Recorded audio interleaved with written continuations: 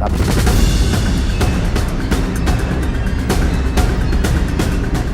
begitu kami lakukan penangkapan, tersangka malahan mengeluarkan senjata apinya.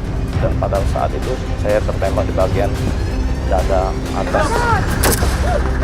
Mereka sempat melakukan perlawanan dengan cara mereka menembak.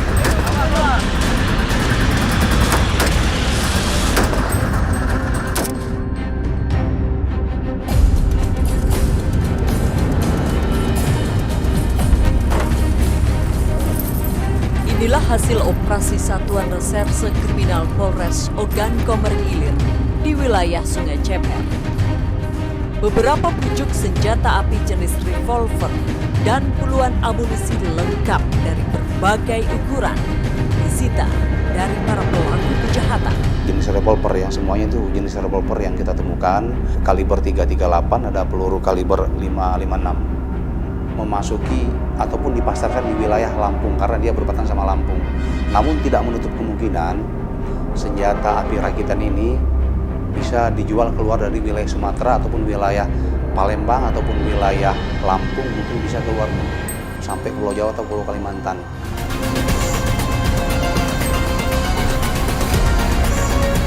Dua hari berselang, tim menyingkap tabir menemui Raffi dan Joni yang diringkus di wilayah Sungai Ceper.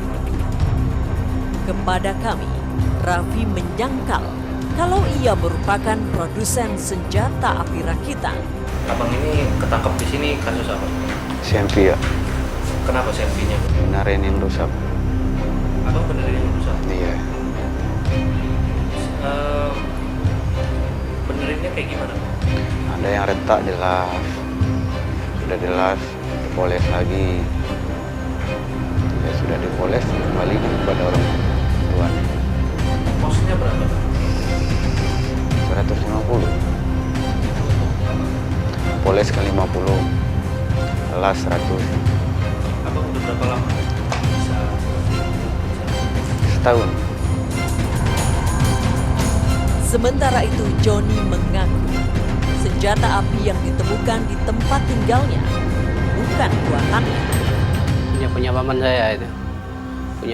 Paman saya itu sudah meninggal sekitar 2 bulan yang lalu.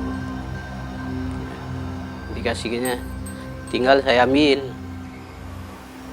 Nah, itu senjata itu pernah digunakan nggak, Bang? Nggak pernah. Nggak pernah. Nah, selama ini kan berarti senjata itu abang bawa atau tinggal di rumah, Bang? Di rumah. Di luar dugaan, ternyata Joni merupakan orang yang selama ini dicari oleh polisi dalam kasus pembunuhan di wilayah Lampung. Kejadiannya 2019. Sempat melarikan diri ke desa Sungai Ceper. Kesembunyi itu kan nagih utang. Nagih utang itu kisah dari desa Wiralaga itu langsung menuju ke Sekelapan. Langsung kejadian itu saya tusuk. Ada tembakan juga? Ya ada tembakan itu. Adik saya yang nembaknya.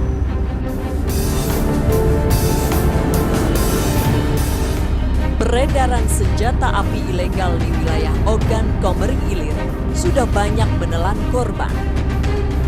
Yang terbaru, Kepala Unit Pidana Umum Polres Ogan Komering Ilir, Ibda Rio Trisno.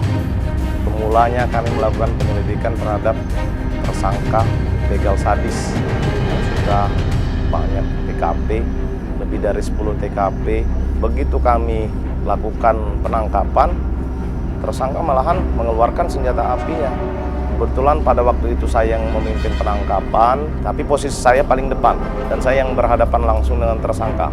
Dan pada saat itu saya tertembak di bagian dada atas kena pantulan dari rompi anti peluru saya, tapi saya ada luka tergores karena rekoset dari larinya peluru tersebut.